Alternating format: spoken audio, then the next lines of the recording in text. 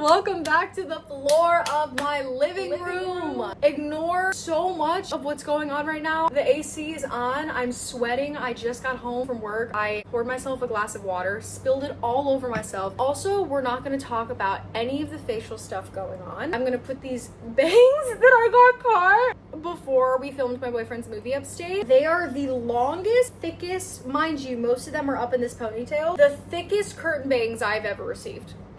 And all I have to say about the skin is that I am on month 4 of Accutane and my skin is suffering from it. I'm at the highest dose that I have been on yet. But other than that, welcome back. We are going to be reading as many summer themed books as we can because it is a jillion degrees in New York City and I would hate to read a summer book when it was winter because the vibes just don't hit the same. So this is the time to get all the summer themed romances, the summer themed dramas, whatever I can find, and as much as I can find, we're gonna be reading this week and just seeing how much we can get through. That brings us to the very first book that we are reading today, which is Every Summer After. I have been wanting to read One Golden Summer by her for a hot minute. A lot of people recommend that you should read this first because the MMC of One Golden Summer is the brother in this book, so it kind of gives a little bit of a backstory into why they are the way that they are or something like that. Somehow it's just like better to know this. You don't have to read it because they are interconnected standalones. You could read this and feel all the wiser. The way that people are talking about Charlie in that book, like, I want to be all the wiser. I want to connect with him on a very deep and emotional level. That's why we're reading this first. Shout out to my friend Ashley for letting me borrow this. This is my very first Carly Fortune book, and I'm not gonna lie to you, didn't like it at first. Not to the point where I like really didn't like it, but I was just so disconnected from the writing. Something about it wasn't really clicking in my brain. Also, take a shot every time I say that when I start a new book, me being like, the writing isn't clicking, and then I get like 50 pages in and I'm like, suddenly I'm in the world. But it's true, something about the writing was just not really flowing for me, and I can still sense that a little bit as I'm reading. I'm now 130 pages into this. I am on chapter 9. This has so many things that I do like though. First loves, second chance romance, shared history, past and present timeline. Of course, everyone says the Carly Fortune with this series specifically of like Meet Me at the Lake, this time will be different or something like that. Every Summer After, One Golden Summer. Any cover that looks like this girl is gonna take you through cottage living. A cabin on the water with a dock that juts out into the lake. Probably a wraparound porch somewhere in there. Not in this one, I don't think. But just the ideal up north for me as a Michigander. I'm thinking up north living. It is this. And she does do such a good job. This is set in Canada too, which is kind of fun because the girl that let me borrow this is from Canada. Oh, Canada. I'm sorry, I'm so hot and delusional right now. So yeah, all that to say, she has incredible descriptions of outdoor living. I want to be at a lake. I just came from upstate. We were filming my boyfriend's second feature film. Round of applause to my boyfriend for that. We were on a little cottage on a farm. There were horses. I woke up every single day, I grabbed my coffee, went outside and greeted that horse. And there was a part of me that died knowing that I had to come back to the city and concrete, and I cannot greet that horse every day. I will say that. Chickens, a rooster that literally crowed every single morning until like noon. That guy just every couple minutes was like, anyway, cows, just incredible vibes. It specifically makes me want to go to my best friend's grandparents' cottage that I've been to a couple times in my life and have been so fortunate to be there. It is like the most beautiful, stunning place, and it's actually what I'm thinking of when I'm reading this. Long story short, all the tropes that I mentioned, I'm really digging. The writing has gotten better. I can definitely understand the story. It's not like I'm confused. It's just like I don't gel with her writing to the point where like when I'm reading it, I'm feeling every aspect of it. Some of it I'm just kind of like locking in and being told the plot details. But I'm liking it so far. I do, like I said, love the premise of like first loves. Call me damaged, but I love a book with first loves, shared history. So far, 130 pages in, we've gotten like 3 past summers of them kind of like growing up, being friends. They haven't gotten to the point where they're like lovers yet, but they like very obviously have crushes on each other. They hang out with each other every summer, every single day that they can be together. They're so close. It's sweet. It's getting like young love, middle school vibes. I think they met when they were in 7th or 8th grade. It's just like going into puberty together, noticing those like bodily changes and like, why does this person suddenly look cute? It also highlights that like summer fling. It's just like if you've had one of those, you just know that vacation is when you can have monumental changes in the relationship. Do you know what I mean? I used to have that on this like one random vacation that I would go on with my mom. There was like a guy there. We started going like every single year, and it was like, wow, I can't wait to see him and see what other fact I learn about this kid, and then I can plot that we're gonna get married. Do you know what I mean? Like, oh, it has that vibe. And then in the present timeline, this is about Sam and Percy. Percy in our present timeline has just received news unexpectedly, and it forces her to have to go back to Barry's Bay, the place where her family used to have a summer cottage. She hasn't been back there in 12 12 years, and she hasn't specifically seen Sam in 12 years either. It alludes that something happened to kind of like break them up and lose the friendship. We don't know what that is yet. In the present timeline, her and Sam have met. She's learned some details about his present life that has kind of thrown a wrench in her feelings. It's already really hard for her to be back. But then in the past timelines, we've gone like 3 summers now, like I said, of just getting their chemistry and like how they started to know each other. So this is only, it's less than 400 for sure. 304. Yeah, about like 34% of the way through. I didn't do that math off the top of my head. I did go on Goodreads. But yeah, so that's what we're doing. I'm gonna take a load off. I'm gonna read.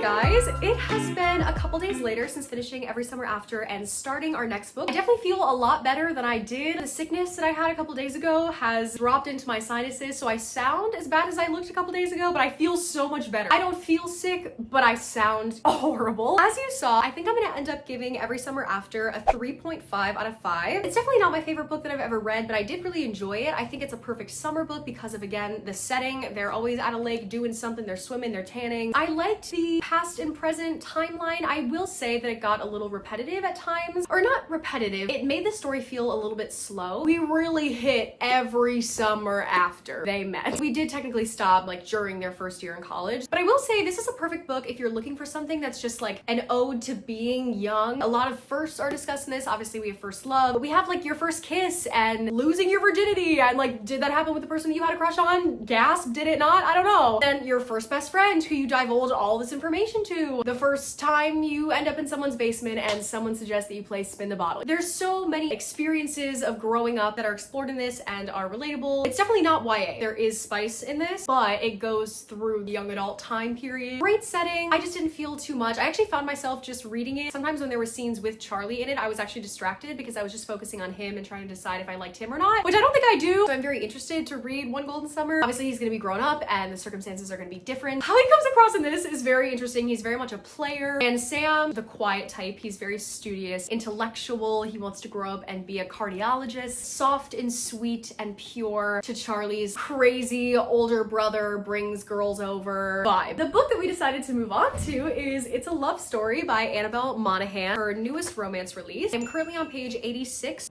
You're gonna hate me. I have been a little bit checked out of this so far. I've been reading it in such small increments. I'm losing the momentum just because I'm stopping and starting so often. Our girl here used to be a child actress. Our main character, what is her name? Jane Jackson. She is a studio executive trying to get her very first script greenlit. She's finally come across this script that she feels something for, that she can't even really name. She just feels so deeply connected to it. She goes to pitch it, but on the elevator ride up, she runs into Dan Finnegan, who is a cinematographer that she briefly had a run-in with. They had kind of like a first date situation. He ended up in a meeting later on, called one of her projects that she was trying to get greenlit trash. Now they have bad blood between each other. She really hates him for making her feel like an idiot and look like an idiot in front of all of her coworkers. And he's very interesting. I can't really clock his vibe just yet. He's supposed to be very brooding, but he's not giving that in his personality. He just seems straightforward, and she's giving more overthinker, to where everything that he says, she kind of chalks it up to be ill-intended or something way worse than it is. but he kind of just seems like a guy who's very like nonchalant and maybe I'm just not understanding him quite yet, or again, I'm stopping and starting so often that I'm just forgetting everything that I've read. Essentially, it's not commercial enough. The script gets kind of shot down. In a desperate attempt to try to make it more commercial, she blurts out that she knows this pop star Jack Quinlan and that he can write a song for their movie. She's definitely an overthinker, insecure individual, doesn't trust her gut instincts a lot of the time. She's scrambling. She really needs this. This pop star is going to a music festival on Long Island and Dan's family home is on Long Island. She says, hey, you believe in the script as much as I do for some reason. We don't like each other, but we need to get this made because it is important that this story gets out and let's go do it. So basically that's where we're at right now. She has just arrived to his family home. That's what they're there to do. Go to this music festival to try to contact Jack Quinlan and basically beg for him to write a song for their movie. It was just a more wordy way of saying everything that you could find in the back here. Definitely not loving it as much as Nora Goes Off Script. That's the only other Annabelle Monaghan book that I've read. It's also deliciously floppy. Like, this is just the most exciting thing to hold ever. I'm gonna do some more reading of this today because it's too hot to go outside and I have the day off. So we're gonna do some reading and I will let you know what I think.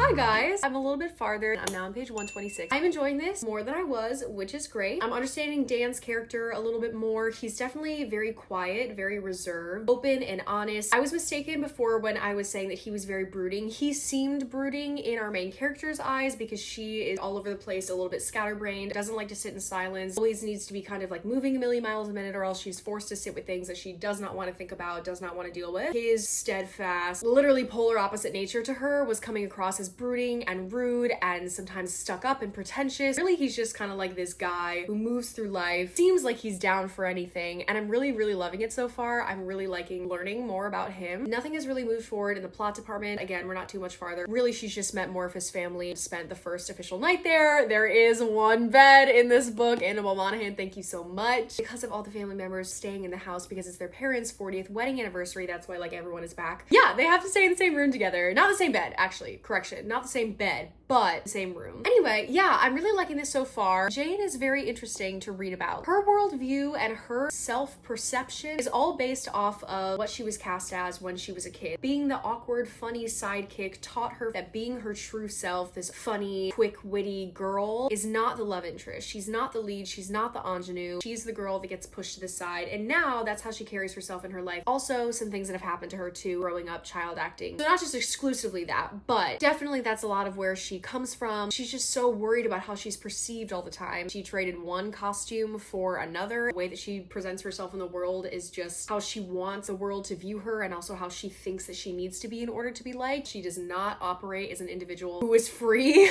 to be who she is. There's like one person in her life, her best friend, who ever actually sees her relaxed. It's definitely very interesting because she's talking about how like arguing with Dan feels like a bit of a safe space for her. He truly sees her. It definitely makes her unnerved. Like, it's not something that she's comfortable with, but there have been moments where she says that he's like the human equivalent of an invitation. Again, it unnerves her. It's not like cute. They're not falling for each other quite yet. There's a lot of stuff in Dan's accepted, down for anything mentality that like makes me kind of like loosen my shoulders up a little bit because it feels like Nora is in good hands. I'm just excited. I'm excited for where we're going. The scene that is famously illustrated on the cover here where they went to the beach together, we got a lot more developments into their friendship and them as people, which is really nice. I just really like the way Annabelle Monaghan wrote this scene, highlighting the quiet. She hates sitting in the silence. She's always performing, and that's just so interesting. A used to be child actress, grown up, still in Hollywood, still performing. Yeah, good so far.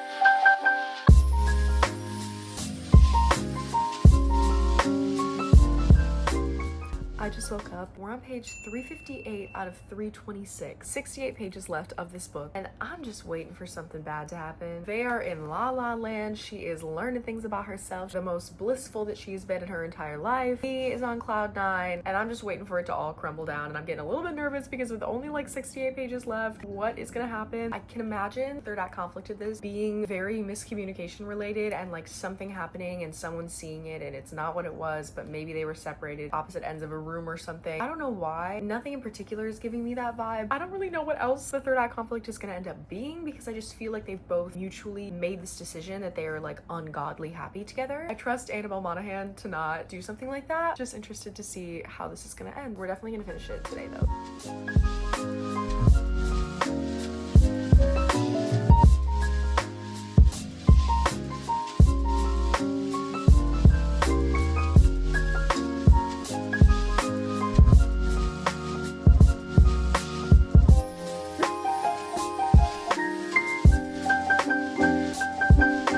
Okay, raw, unfiltered thoughts and opinions. Let's go. I just finished finally after a little less than a week and a half. A lot of life things have been going on. Haven't been the happiest girl in the world. Reading has not been my priority. First things first, even though I updated about this book a lot more than I did Every Summer After, this still probably isn't my favorite book that I have ever read. I did enjoy this more than Every Summer After, I would say, but not as much as Nora Goes Off Script. They're both in the realm of Hollywood though, which is fun to read about. This, obviously, she's a studio executive and Dan is a cinematographer, and then in Nora Goes Off Script, she is a screenwriter, and the screenplay of hers that gets made that's based off of her and her ex-husband's relationship, most famous, essentially Leonardo DiCaprio of the acting world plays her ex-husband. This isn't a competition, but I think the vibes of Nora Goes Off Script is a little bit better. This is definitely a great summer book. Earlier when I gave the update that I had about 68 pages left, the actual conflict and the third act event didn't even really happen until I would say like 55 pages left, and I just think that 50 pages is such a short amount of time to wrap everything up in a nice neat little bow. There was a lot that needed healing from, and I think that was really hard to do. Simultaneously, I also think some of the things we went through in her inner monologue and just how much she was hurting from the impact of everything that kind of blew up, the process of going through it, grieving over what she lost temporarily, just became very repetitive. I think Annabelle Monaghan on the one hand made it very obvious what our character was going through, so we were able to very deeply resonate with her, but then I don't think we needed to like elaborate on it as much as we did, just because I feel like it became a little bit overkill. I think that kind of like took away from maybe some of the scenes that we could have had in this. It just felt like some of this towards the ending was like a little bit rushed. I do think Jane is a very interesting character to read about. I do love the aspect of being a child actress and just somebody who's consistently performing. I think our FMC did experience growth, a mindset change. So much of who she is and so much of who she's deciding to show up as is due to Dan. And that's fine. That's not a bad thing. But I think also this book tries to label her as being more fiercely independent on her own terms, even when in her inner monologue towards the ending, she's still second guessing the things that she says and does. And I'm not saying that healing is linear, and I'm also not saying that like obviously she made leaps and bounds at the end of this. Like she's very much starting her healing journey at the ending of this. But I will just say Dan is the reason for how she ends up. I don't think that's a bad thing. I just wanted to mention that I just don't think it's like entirely on our FMC for like having this change of heart, discovering all of this from within herself. I think that Dan is the reason that she saw herself as beautiful. I'm not really sure what I'm gonna rate this just yet. I'm gonna put it on the screen, whatever I end up deciding, but I'm a little bit undecided at the moment. I literally just finished it. I enjoyed my time reading it, and I think we have some interesting characters here. I just wasn't overly invested in the romance. Annabelle Monaghan is great. This has such big things of love being easy, love being about the little things. Dan has a little sentiment about his parents and how he says that he always loves how aware they are of where the other person is in the room, like they're each other's house keys. And that's a big thing in this book. Not even just romantic love, but also just sibling family love. Dan and his brothers, the things that they say and the way that they blow past things and move on, and grudges are never really held because there's just like this deep understanding of love and connection there, even though they all have their like personality differences and just fundamental life differences. She just doesn't have the same family dynamic. So it's really interesting for her and for Annabelle Monaghan to just write about like the simplest, purest forms of love where you truly show up as yourself. There's nothing that you're putting on to try to get something else. It's just you showing up as the rawest, truest form of yourself. She has a line at the end showing up messy and saying like, this is me, and the other person saying, I'll take it. It's just something Cormac said when we were first married. Romance happens over dinner, the candlelight, the wine. That's the romance of it. But at breakfast, everything's just as it is in the light of day.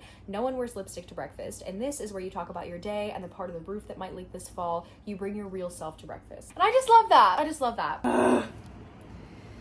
These bangs are literally the bang of my existence. Good morning. We're here. It's your friendly neighborhood girl who's in a slump, maybe, potentially. No, I don't want to say I'm in a slump. I'm just not reading. I'm not reading like I once was. Like I honestly haven't been this entire year. I did check my Goodreads the other day and it said that I need to read 3 books in order to get back on track. And Fable kindly, loudly told me that I have about 5 books that I need to be reading per month in order to meet my goal.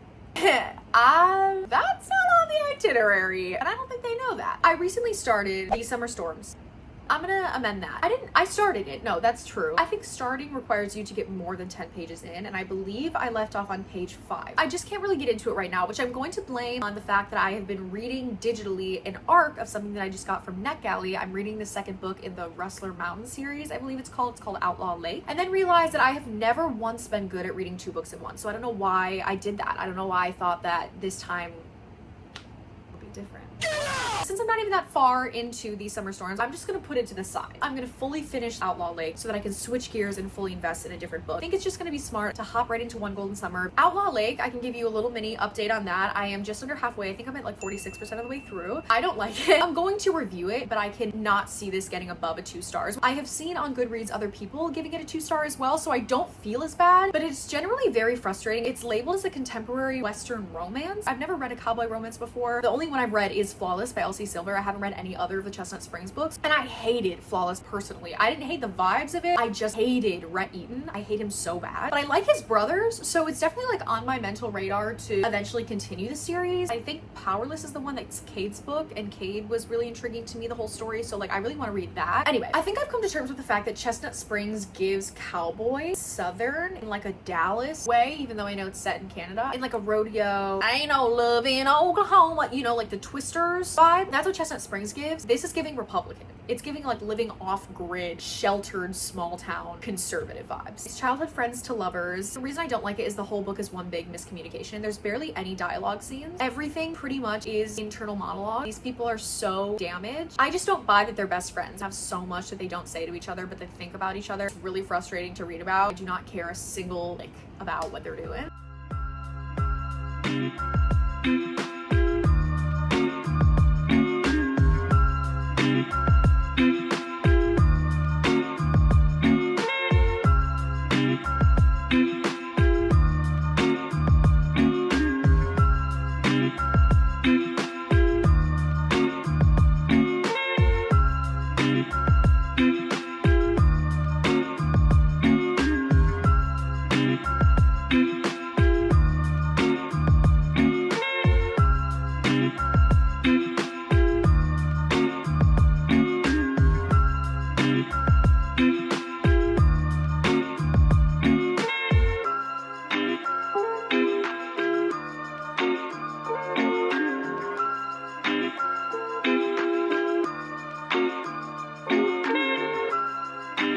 I am quite literally in one of the busiest places outdoors that you could be in, but it is like 5 steps from my house, so that is why I am here. But I just wanted to quickly say,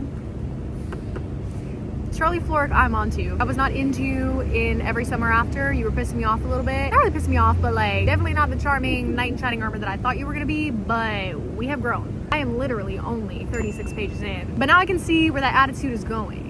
And I can see how it's gonna ruffle some feathers in Miss Alice here, and I am ready for it. Okay, I have like a quick fan cast. Not like a fan cast now because unfortunately he is deceased. Rest in peace. Correct me if I'm wrong. Literally just read it, so I don't know how I don't know. But I believe in Every Summer After, Sam was described as having more brunette hair, where Charlie was more blonde, maybe dirty blonde. And in this, it says like sandy. At one point it said light brown, and I'm like, no, Charlie is blonde to me. I don't give a shit. Anyway, so I'm going with the fact that he's blonde. I'm thinking young Paul Walker. Like he's 30 in this, so not as young as like She's All That Paul Walker, who's definitely giving more teen, even though none of those people were high schoolers when they filmed that. Oh, I'm picturing like a beefy Fast and Furious Tokyo Drift Paul Walker. And like Paul Walker has those eyes, you know what I mean? Where when he looks at you, it's like those beautiful baby blues. And I know that he has like celery green eyes in this. I think this is funny. Why do all books written by women about men say that they smell like soap? Is it just because men don't bathe in real life, and so the idealized man, we have to prove that he like showers and takes care of himself and like prioritizes hygiene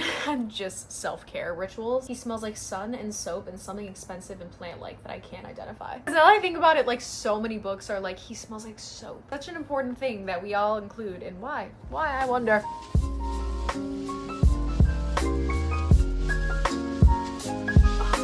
Literally every page, honest to God, this past chapter of them like fully interacting, I have a tab on almost every page. Why does this man have to be so high? He drives with one hand on the wheel like the boat is an extension of his body, knees turned to me, paying attention to the water as much as he does me. Okay. I bet you're not like anyone else, Alice Everly. People weren't kidding. People were playing when they were talking about this book. I mean, I don't know, but it's swoony. For real swoony.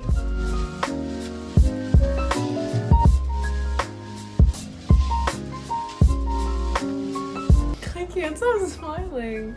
And nothing's even really happening. It's just like every time he opens his mouth or like does anything, I'm like throwing up.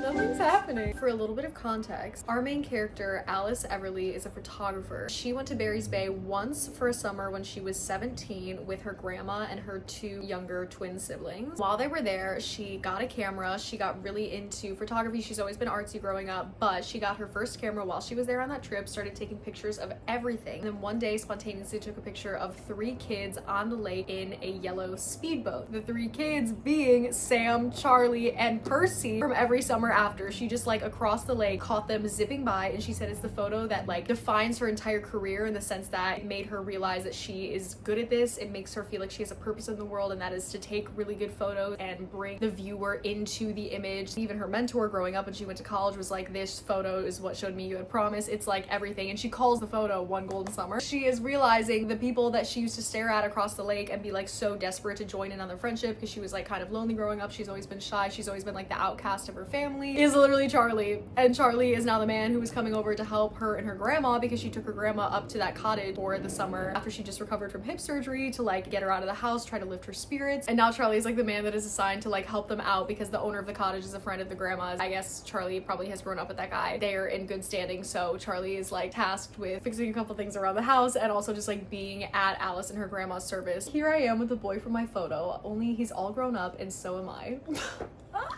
Like, what does that mean? What does that mean?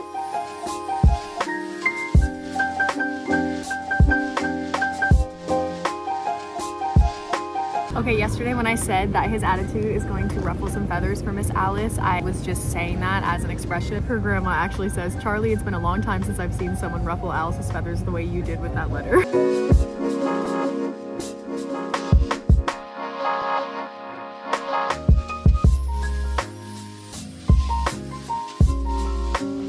I'm sorry. I'm so sorry to keep updating in little spurts like this when I don't even have anything else to say really other than praise for it, but this book is so good so far. I haven't felt like this with a book in a very long time. I'm actually like trying to find reasons why it's not that good. Because I'm like, okay, this is serious 5-star potential. Not only is the romance good, sometimes the actual book itself or the story itself isn't as entertaining. You're kind of just waiting for the next moment when they banter or there's a new development for the couple. But this book particularly, I am like also enjoying the story just as it's being told, being in Barry's Bay, like the setting of this book, being in Alice's head, it's just entertaining to read about. I'm literally on page 113, 25% of the way through, and I'm already fearing that this is going to be a 5-star. When I really like something like this, sometimes I get scared and I try to like downplay it in my head so as to like protect myself. So I'm like, no, that's why it wasn't a 5-star. I'm not disappointed. I'm already trying to shoot down my expectations so that I don't get disappointed. But the thing is, every time I turn a page in this book, I find something else to like be happy about. I am giggling and kicking my feet more than I have in a romance in a very long time. And I thought it was just for Charlie, but again, the setting is wonderful. I like Alice and I love their dynamic. Oh my god, I love their dynamic. Up until this point, we've really just gotten like the cocky side of Charlie, the side that you can most easily see in Every Summer After, but we're starting to get very small hints into the man that he is on the inside, closer to end of book Charlie in Every Summer After when he's grown up and they've currently, more spoiler quickly, lost their mother. Glimpses of that Charlie, and I'm already thinking about what this is going to be like on a reread. I'm not going to update again because I can't just keep repeating myself, and I'm really sorry, but I just need you guys to know that this is going so ungodly well, and unless something like really awful happens, which I cannot foresee it doing, I'm trying to give this book every reason to not be that good. And again, I turn the page and suddenly I'm like, wow,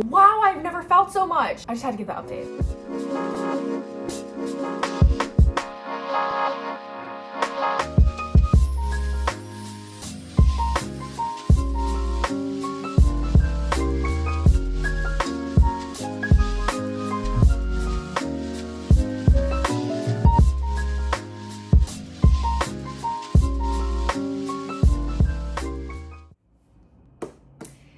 hold on, this is not gonna be what you think it is, and it breaks my heart to say that. Finished this last night, and let's just put the obvious out there. I don't think that this is gonna be a 5-star. I was so sure for most of this book. I said to my boyfriend that this was gonna be my favorite book of the summer, if not my favorite read of the year. I don't know if I jinxed it. I don't know if just this life slump that I'm in attributed to the fact that I didn't like really digest all of the material the way that I could have. But the moral of the story is that I just didn't enjoy the second half of this book as much as I did the first half. It's tough because there are some books that like I'm afraid to label as a 5-star right after I finish reading them, but usually it's like a feeling, you know, they always say 5 stars is a feeling, and I completely agree. If you guys watched my reading a book for every color of the rainbow reading vlog, I was reading Eleanor Oliphant is Completely Fine, and when I finished it, I was like, I don't know if this is a 5-star, but like this feeling that I'm feeling is crazy. I think I settled on like a 4.75. Thinking back on that, that is one of the easiest 5 stars of my life. I don't even care. I can excuse all of the things I like mildly liked about that book for the fact that it was just amazing and it made me sob, and I feel so genuinely connected to our main character. I love her and I want her to be perfect and safe for the rest of her life. With this book, it's a little bit different, where I'm having to convince myself that it's probably a 5-star, and I just feel like that's not what 5 stars are. I think I'm gonna confidently give this a 4.75 because of the way that I was feeling about it in the first half. And when I go through the story and I think of all of the moments, I love them. I'm like, wow, I'm so happy this is what we got. But part of me really can't put aside the fact that like the second half of the book, I was just a little bit disinterested. I felt like our couple was kind of coasting. The dynamic of the relationship changed a little bit. Like, if you know what I'm talking about, you know. I feel like it was specifically the day of me reading it at the beach. I know there was a lot going on in like the environment around me, so I was a little bit distracted, and I feel like from that point on, I was kind of reading it and I was just taking in the information, but I wasn't feeling the information like I once was. And so really, if this becomes a 5-star in hindsight, it's gonna be entirely on the fact if Charlie is worth it or not, and I truly believe that he is, because nothing will compare to the introduction of Charlie. Really, he's it for me. I love Charlie Florek more than I can even describe. The man of my dreams. He is this funny, arrogant, cocky goofball that has a heart of gold and like doesn't see himself for what he's worth. I love in this book when he's described as like a ray of sunshine. He is like a beam of golden light that just bathes everyone else in his warmth when he's around them. That is like the most perfect way to describe Charlie, and I love him with my whole heart. So if this becomes a 5-star, it will be single-handedly because of Charlie, because I will say the story itself did just fall off a little bit for me. Generally though, this book was so incredibly good. The relationships in this book were wonderful. The way that him and Alice were able to see each other for who they truly are, I love their connection, and I think that they are perfect for each other. I love the external relationships in this as well. Charlie is a big part of her Nan's life, and obviously her Nan is like one of the closest people she has in her life. The way that they were able to bond and honestly create their own separate relationship aside from him and Alice was something that was so beautiful. I really liked the family dynamics in this as well. I don't think they were like too incredibly strong, but they did aid to the story, and so I really liked the sisterly dynamic that our main character had, as well as the relationship that she had with her niece. Again, the way Charlie had a relationship with Alice's niece. Charlie is literally the pinnacle of this whole book. He is the unsung hero. He is incredible. And the fact that if this was a real man, he wouldn't even believe that he was like the best part about this book is so crazy. The banter is unlike anything that I have experienced in a hot minute. I was actually watching other people's reviews of this book, and Sarah Caroli was saying that this is very similar to Emily Henry banter, and I feel like I do kind of agree. If you want a book with good banter, I actually could not recommend a more perfect book than this. Sometimes Emily Henry banter for me is hit or miss. Like, you have to love the couple to love the banter. I honestly truly feel like you can't read this book and not fall in love with Charlie Florek. Like, I feel like if you did and you didn't come out of this book loving him, it would be crime. You would have to be locked up in jail for the rest of your life, because that's not true, and you're lying under oath, and that's fucked up. And again, it just goes back to him and Alice's dynamic. Like, Alice is the perfect fiery match for him, and it always talks about in this book how they are so different on the surface, but underneath they are so alike. They really do bring out the best in each other because of each other's differences. Like, he is so loud, cocky, arrogant, outspoken, and she is so quiet, reserved, a little bit more type A. She's a planner. He's described as like this loose cannon. They were very much loving each other's inner childs, or like the way that they loved each other, were able to expose their inner childs to themselves. They both haven't really felt free to live in that part of themselves for a very long time. Also, the setting was incredible in this book. Well,